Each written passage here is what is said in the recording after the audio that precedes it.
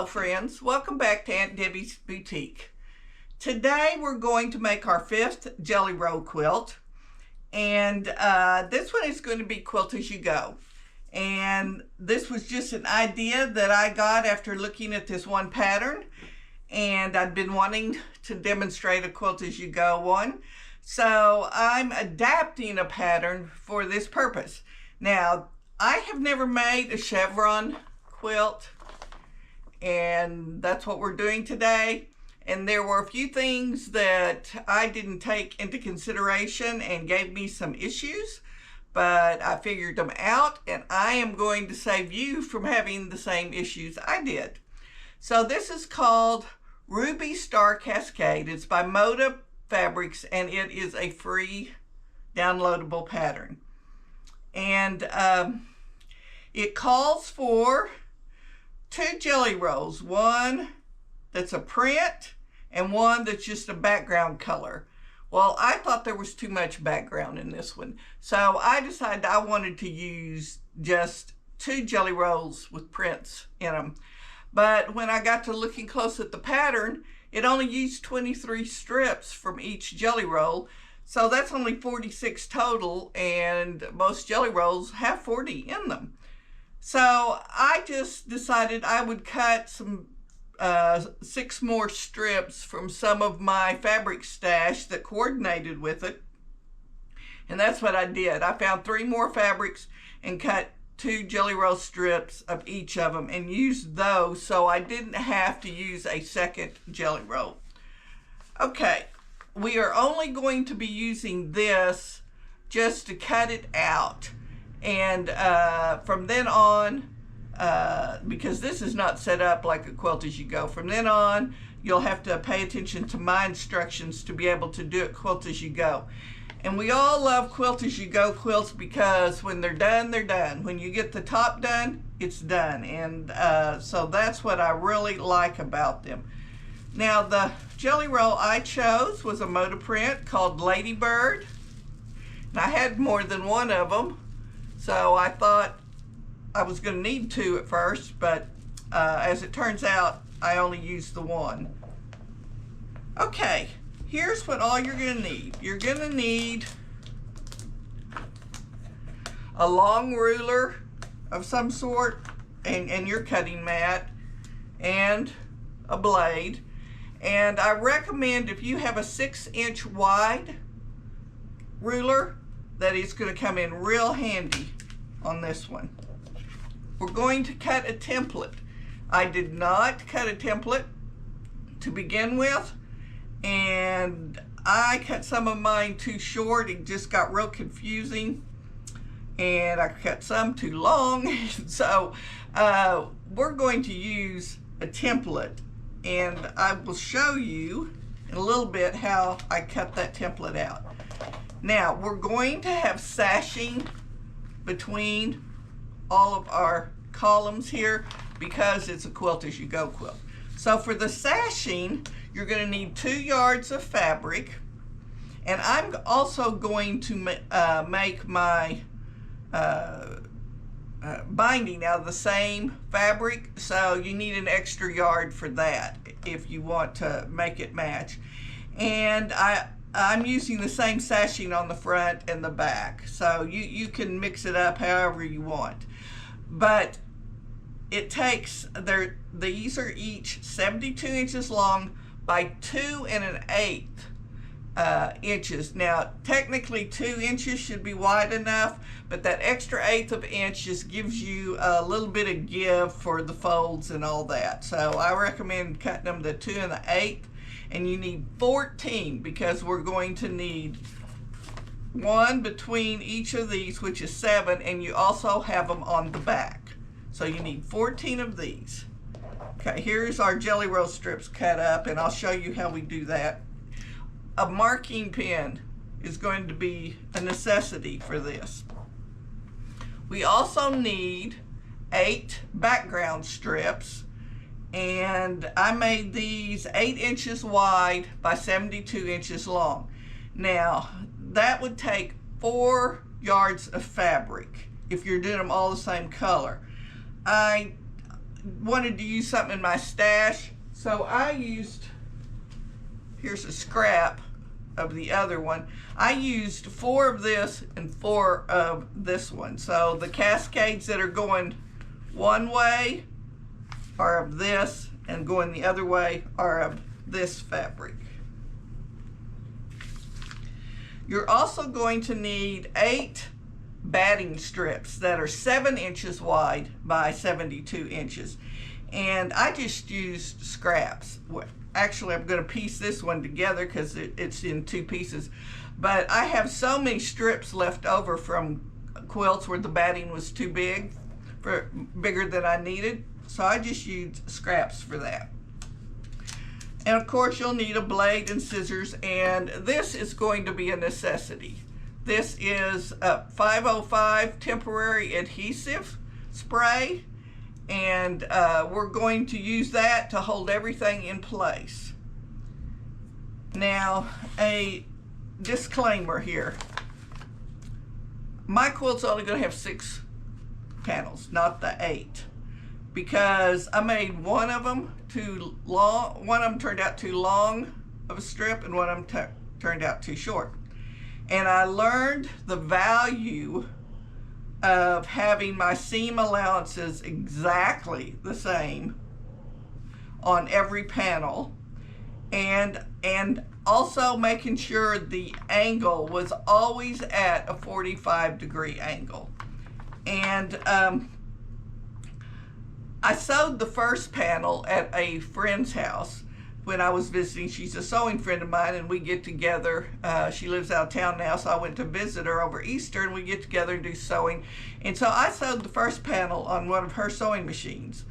Then I came back and sewed the rest of them on my machine, and the width of the foot or something was different, and I had ended up taking just a hair bigger seam allowance on the first one than I did on the rest, and it made it about 4 inches too short. I mean, it was quite a bit. It just accumulated. So that one ended up getting tossed. Then I guess I could have ripped it all out, but I wasn't in the mood. Then I had one that turned out too long, and the reason it turned out too long is my strips started slanting a little bit more than 45 degrees, and it just ended up making it really, really long. It just got way off track. And so I figured out a way to make sure you stay on track and everything seems straight and at the right angles. And I'm going to share that with you today. So the first thing I want to do is to show you how we cut out our pattern pieces. And I thought I brought, yeah, here they are. Here's a couple of old jelly roll strips that were left over from another project. You may even recognize them. It's from one of the sampler quilts I did a long time ago. And we're going to follow the instructions in the pattern for cutting this out. So it says to put wrong sides together.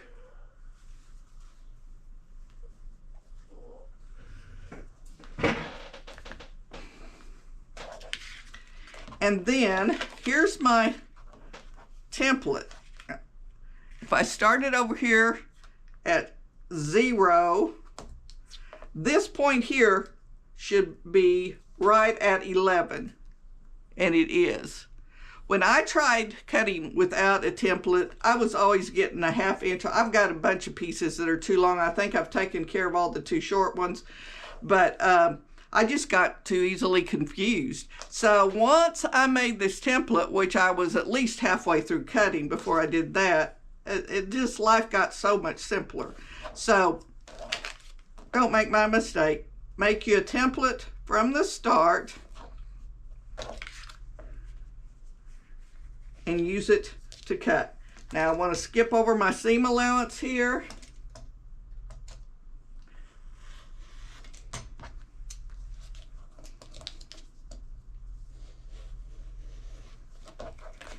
Okay, there's the first one. And we have these wrong sides facing together so that we have our pieces going two different directions, because we need that to get the chevron effect.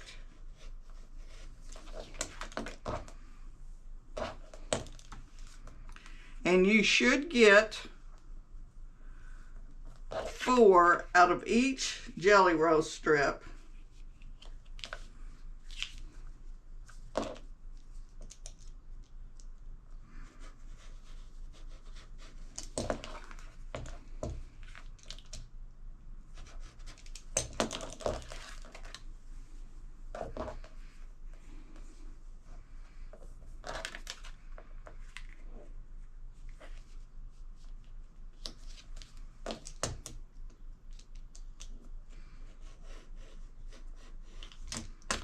And then this is, uh-oh, my blade is starting to get dull. It's been cutting too much here. This will go in my scrap bag.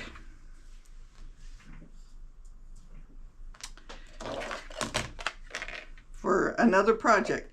Now you'll see we have them going opposite directions, which when we go to line them up, let's see.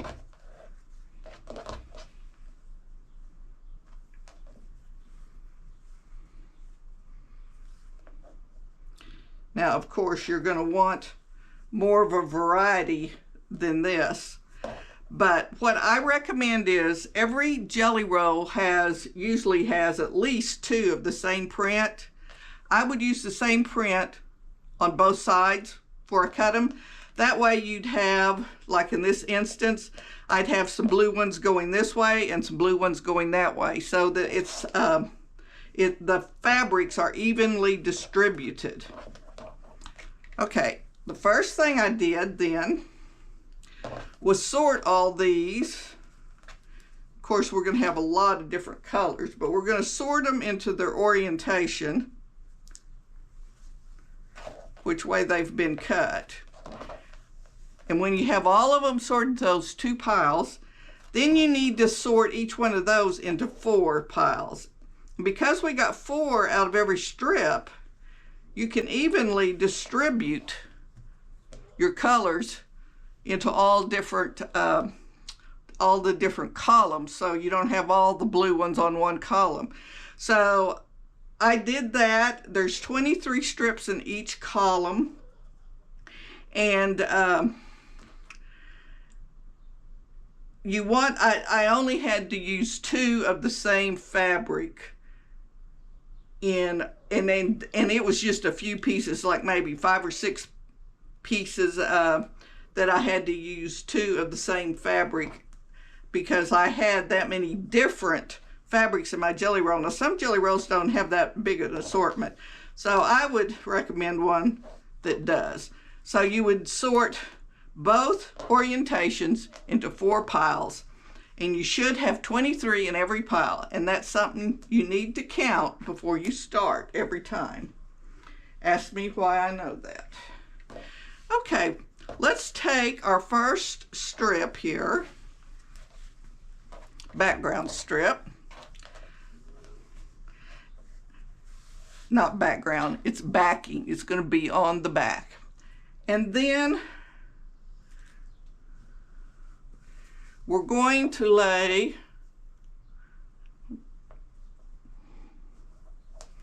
kind of center our batting. You should have about a 1/2 inch on each side.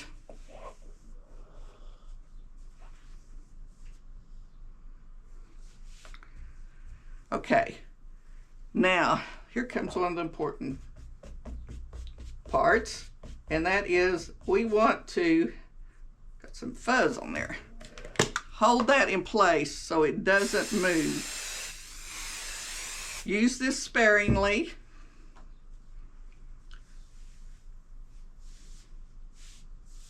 So it doesn't gum up your needles.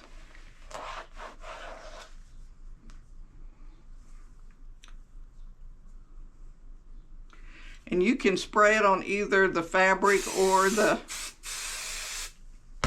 batting. It doesn't matter.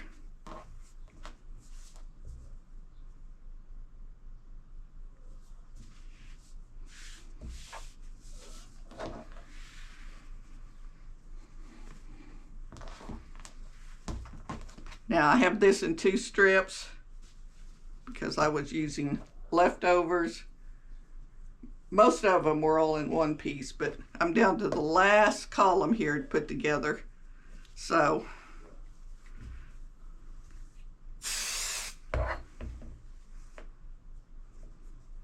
I want to butt it right up next to it.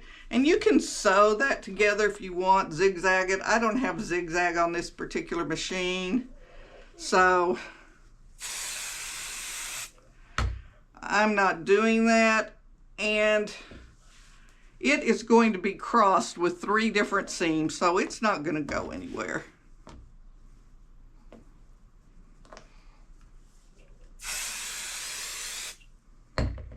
You want to be careful too, not get overspray like I did over here on my tablecloth, because it's very hard to get off. Okay. I'm going to move everything aside here.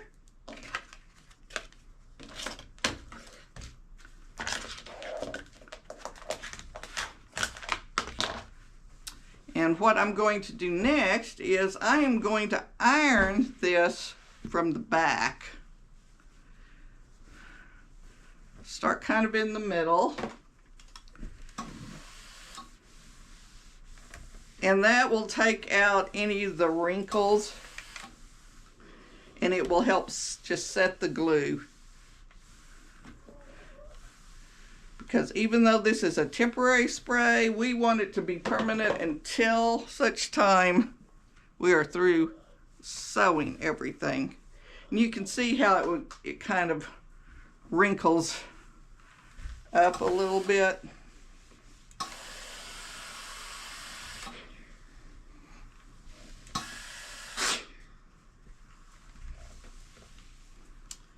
Okay.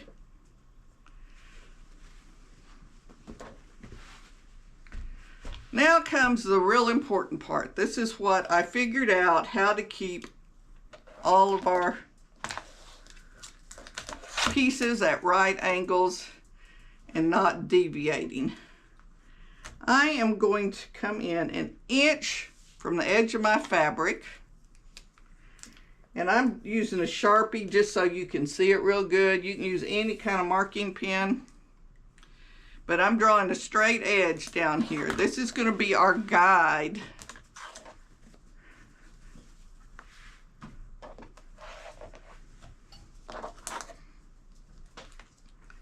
And since I did cut my fabric straight with a rotary cutter,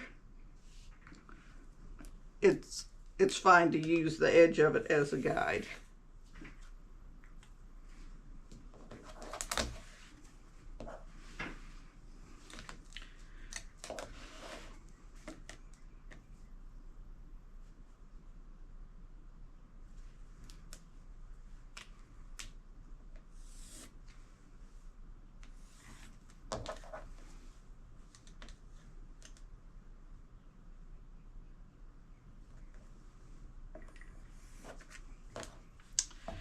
Okay, marks on my board there. Now then, I want to go back up here to the top, and this is where the 6-inch ruler comes into play, because we want to mark the other side too, just to help us out. We're only going to use one as a go-by, but it does help us see when we're getting off if we have the second side.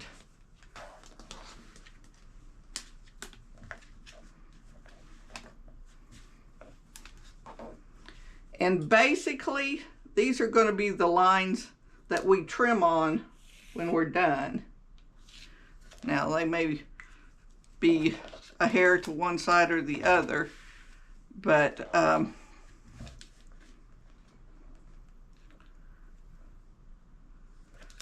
final piece is going to be 6 inches wide. Now, if you find that you get off too much, you could cut yours to 5.5. It doesn't matter, just as long as you cut them all the same. It won't matter.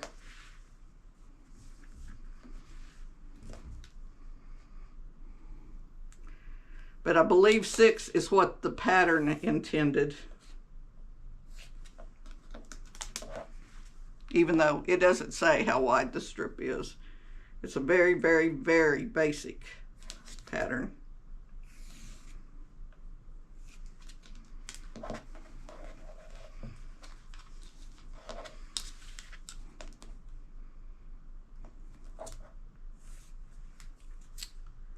Okay. Now, that's probably my biggest tip. What we're going to do now is we want our fabrics, you see it's a little bit longer than the 6 inches, which is good. Gives us a little bit of wiggle room. But we want them to fit like this, where this edge is perfectly parallel with that. It lines up. Now here is all my fabrics that I've cut for this last piece. I've already put the rest of it together, and I counted them a while ago. I did not make sure they're all the right length. I think there's quite a few of them that are long because my template was too long for a little. Okay, my camera shut down saying it was too hot. I don't know how it gets too hot so easily, but it happens a lot. So you missed a little bit, but what I was explaining is that this is the cascade that's going this way, not the way I had that template. So I took all my pieces and just mixed them all up so that we didn't have the same order on all of them. And I want to make sure this is perfectly lined up with this. Now, if we start having them when they do something like this or like this, we know we've gotten off on our angle. So that's what that line is for, to make sure that we keep everything straight. And if it gets off like this, that means you took a wider seam at the end than you did at the top. If it's off like this, you took a wider seam at the top as compared to the end. So you might want to rip it out. If it's just a little bit, you can get it back in line and not worry about it. But if it's a lot, you'll want to rip it out. Now, when I put the next piece on, right sides together, I want this to stick out right here, this edge, about a 1/2 inch. And that's going to make it come out just perfectly with that edge. Or it may stick over a little bit. That's okay, as long as it's straight. And why a 1/2 inch instead of a 1/4 inch? I don't know, but I think it has to do something with all the angles. So I am going to stitch this down, and then I'll open it up and come back and stitch that. I like to stitch my first seam before I tack that one down. So let's go to the sewing machine and let's sew this all together, this strip. Now you'll notice that I'm sewing my seam and using this side as the presser foot as my guide, which is backwards. You usually will want to sew on this one, but this is narrow enough, it fits under here. And I like to start at the high point sewing. And so all of them that go in this direction, I sewed on this side. All of them go in the other direction, I sewed on this side. But when you start with the low side, it gets even more confusing as far as how far to come in here. So we're going to start here. Make sure my thread is long enough.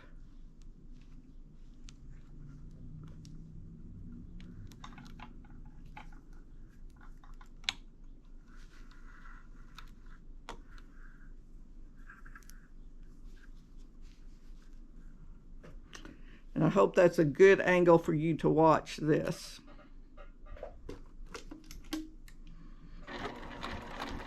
Now I backstitch a little bit at the beginning and the end. That's just from years of garment sewing. It's a habit. You probably don't need to do that because it's going to be crossed over with a seam later.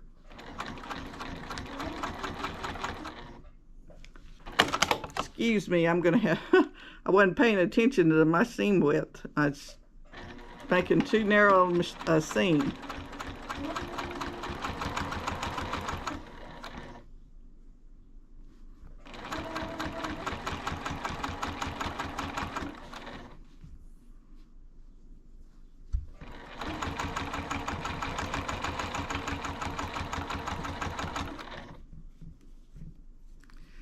You want to make sure that this lines up perfectly.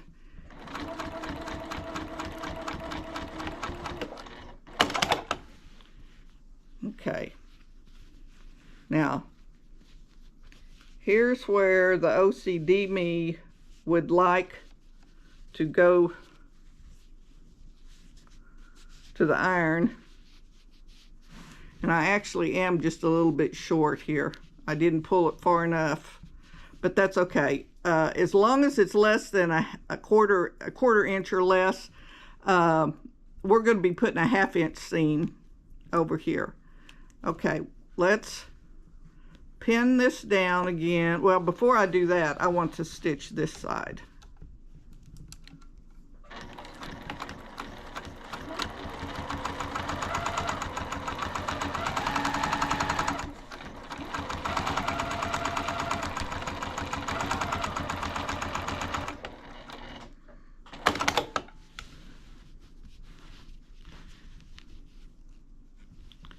I'm going to pin this down good in 3 places.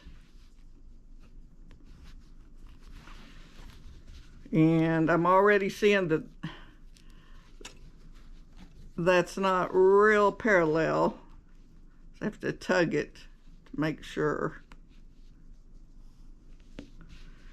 Okay, the next strip I'm going to use, let's see, that's too close to that. I'm going to make sure this sticks out a full 1/2 inch past my line.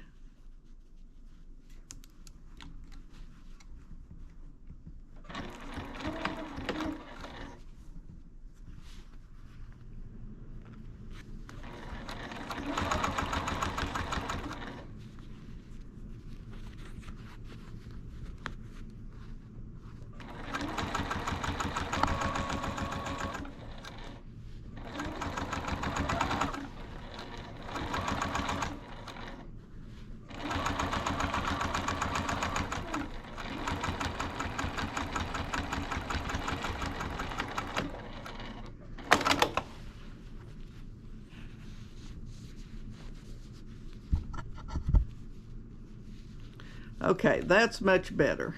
We're getting closer to that. I'm going to pin it down.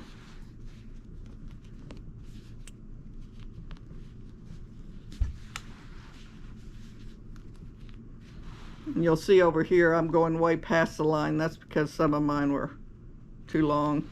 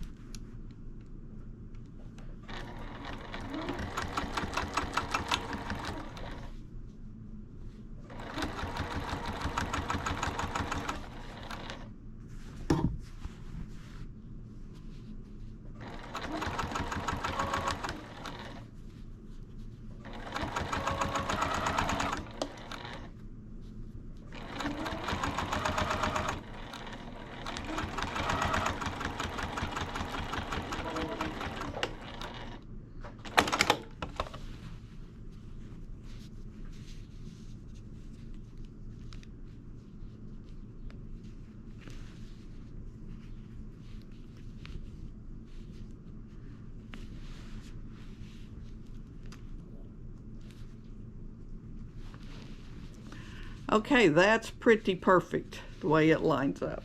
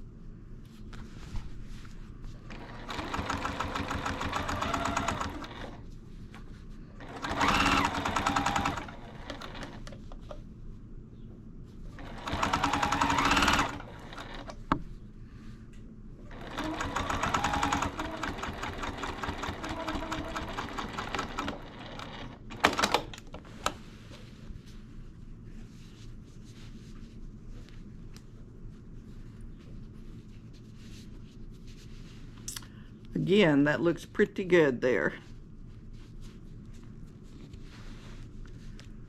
And don't worry if it's not perfect. Just rejoice in the ones that are.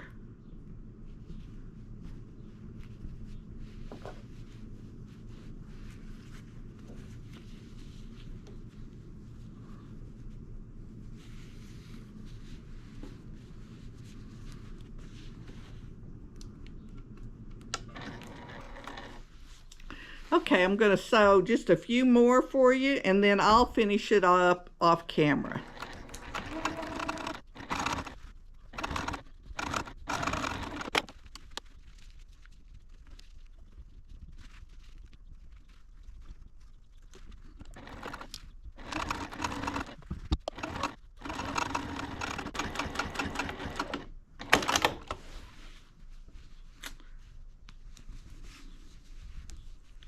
My sewing machine is skipping stitches.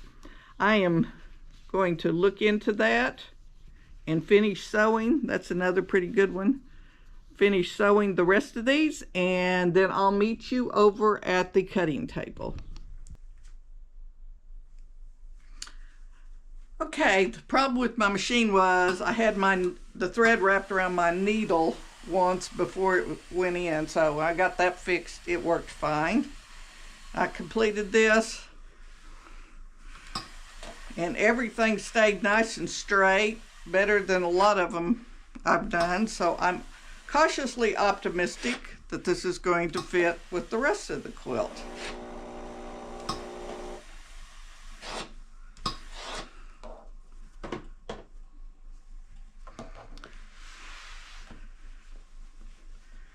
Now, the first thing I'm going to do is trim this nice straight side.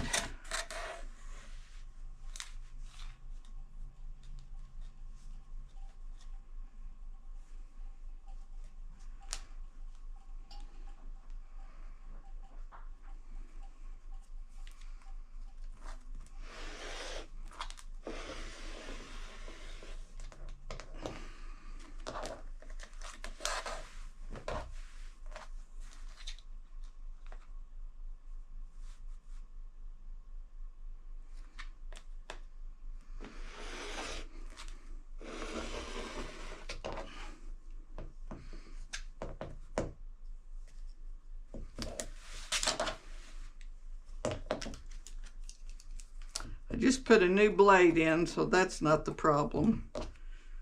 Just probably an operator problem.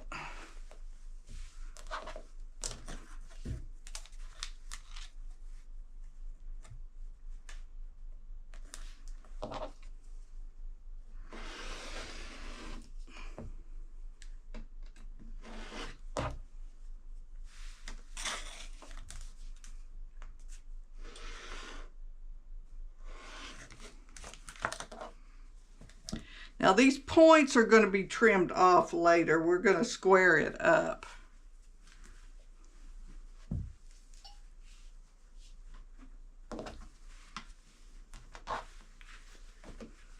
Okay, once again I'm going to use my 6-inch ruler because I find that to be the most accurate.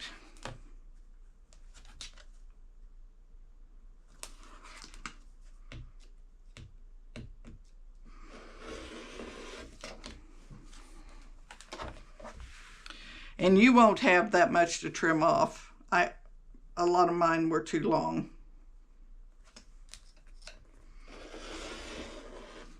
But you should have some to trim off.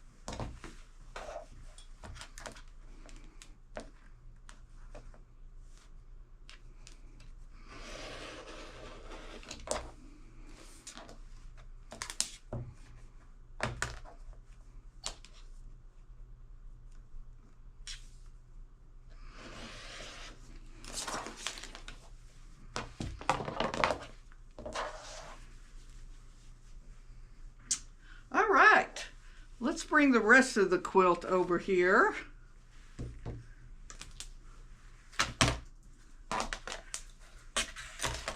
And start matching it up.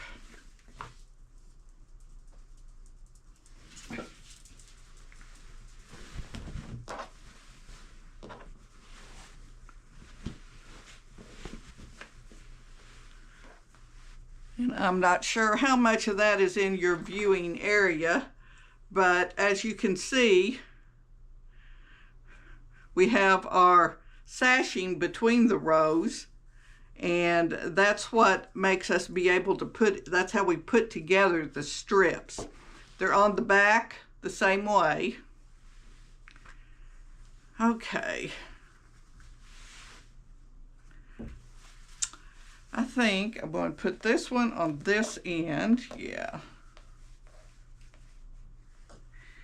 And we're going to hope, and it looks to me like it's the right length, within a ½ inch or so. So, here's how we do the sashing. We take 2 pieces of it, and we're going to start right here on the corner, and with right side down, and then the other piece is going to go on the bottom like a sandwich with the right side towards the back. And we are going to sew this all the way down with a ½ inch seam allowance. So I put a piece of tape, it's white tape, so it's probably hard for you to see, but I put a piece of tape on my sewing machine so I would know where a ½ inch was. So let's do that real quick. All right, I could have pinned it all, but I find that I can pull it tighter and straighten it as I go much better. Otherwise I end up with some give in it. And right here is my ½ inch seam line. And you want to make sure you line these all 3 up as perfectly as possible.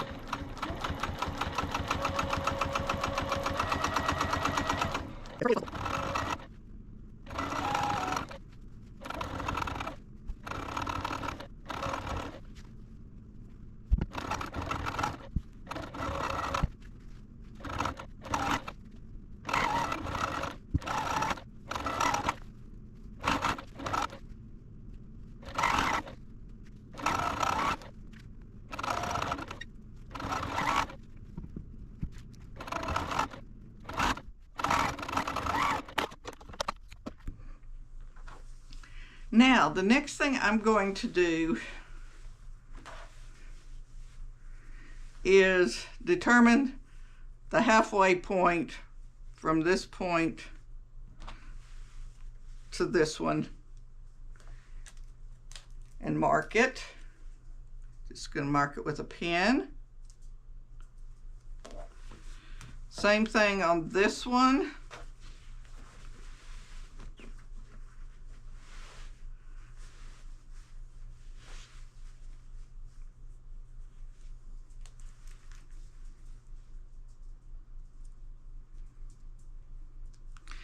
And this just helps me line everything up right. Now we're going to take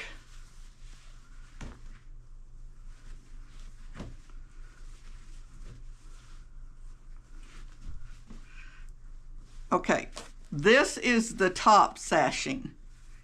You want it folded out. The bottom sashing you want out of the way. Oh, I caught that. I'll fix that before I go to the machine.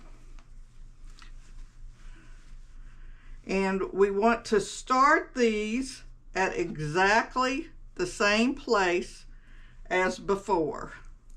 So I'm going to pin this here.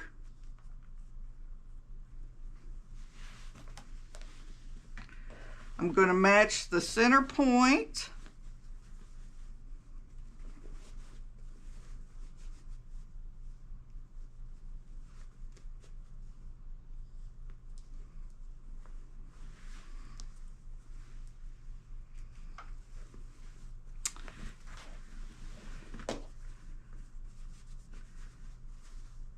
And I'm going to match the end.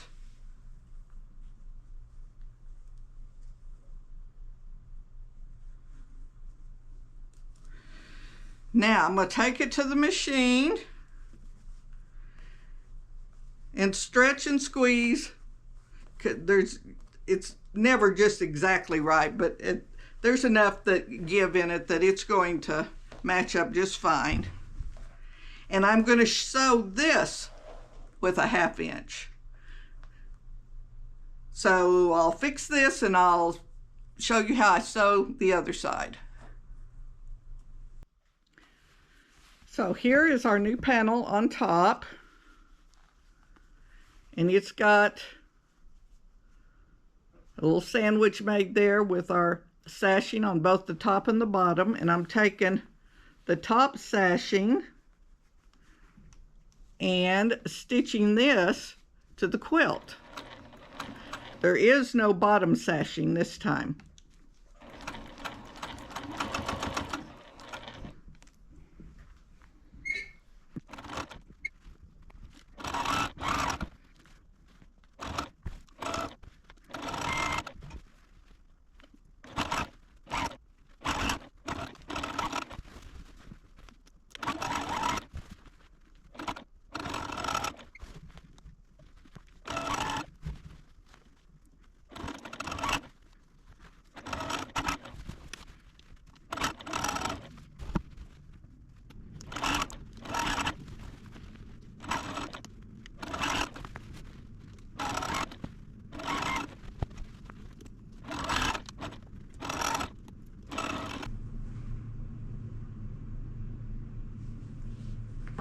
Okay, here's the strip we just added. And we sewed on both sides here. And our strips are butted up against each other. There is no gap underneath this sashing. And I'll show you when we flip to the other side.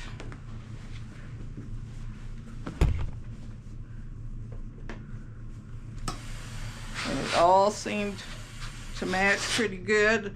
Now, the points don't always match up perfectly, and I guess I'm just still not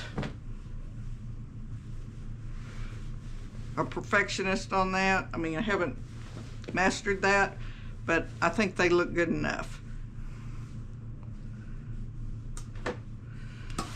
see. Now, you will see that our seams just butt up against each other. And we're going to turn this over and turn down a 1/2 inch. And you can see I have these pinned. These I went ahead and hand stitched down, but I haven't had time to hand stitch these. You could do it on the machine if you want. I just think it'll look better hand stitched. So the first thing I'm going to do is iron my 1/2 inch over. And you can measure this if you want, but I've been sewing long enough that I'm pretty good at eyeballing a 1/2 inch, 1/4 inch, and 1 inch.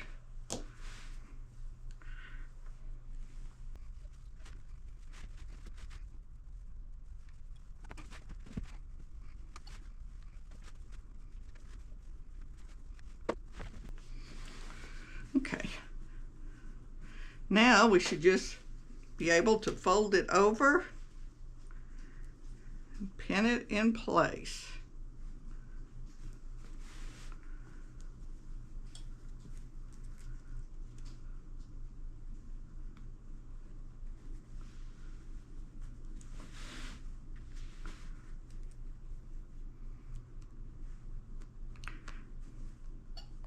And this folded line should come right to your seam that you made.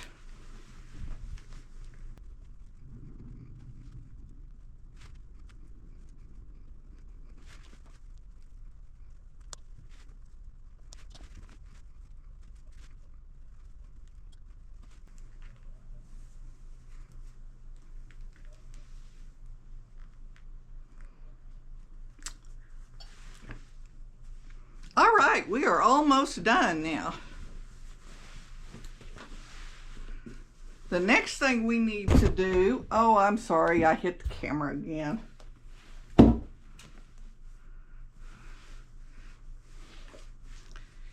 Is, where's my long ruler and my blade, is we're going to line this up at the valley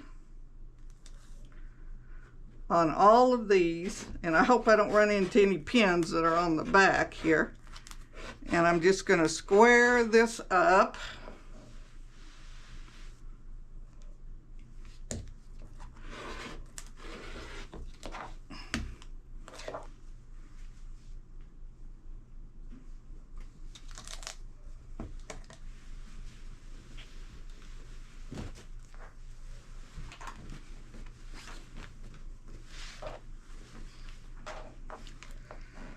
That end worked real good. Let's see if this end lines up good enough.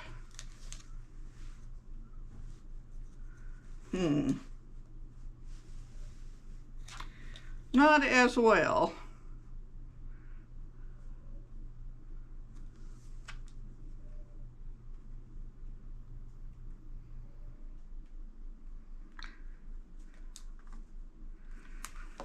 But this, it does better than I thought. That's got some sticking out there. So.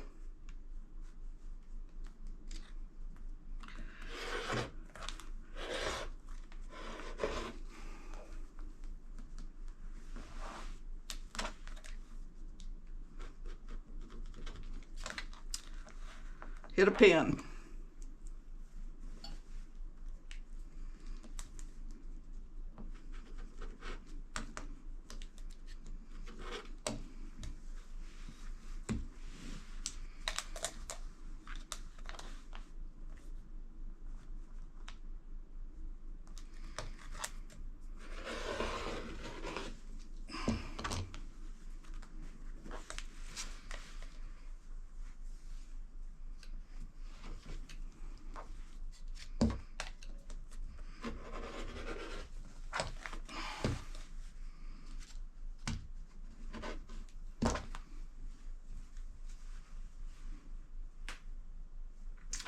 Okay, the only thing left to do, ouch, caught a pin on my finger there,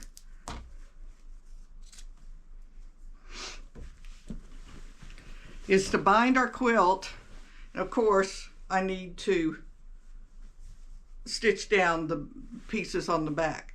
But in the interest of time, I'm just going to go bind this and then show you the final product. If you want more instructions on how to bind a quilt, the last video I put up was called Let's Finish Our Small Quilt, I think, and I showed how to do the binding on that. So I'm not going to go over that in this video. I'm just going to finish this up real quick and show you the final product. And here is the final product. All bound. The only thing I haven't done yet is to tack down the back seams, but I will do that tonight. So this is finished. Isn't it nice when you get through with a quilt top that it's already quilted and ready to be gifted to someone? So I am really pleased with the final outcome. Even though I had problems with my first two strips, once I figured out a good system, the rest of them went together beautifully. So don't let my problems scare you. Just remember to use a template, to draw your 6-inch lines for a guide, and to use the same seam allowance on every piece, and it should go together smoothly for you. Okay, thank you for joining me today. If you would, please like, subscribe, share, whatever you can do to help my channel. I do appreciate each and every one of you. Our next project, I'm going to finish up the village quilt, and then we'll start a new quilt after that. So until next time, just remember, whatever you do, do it to the glory of the Lord. Thank you.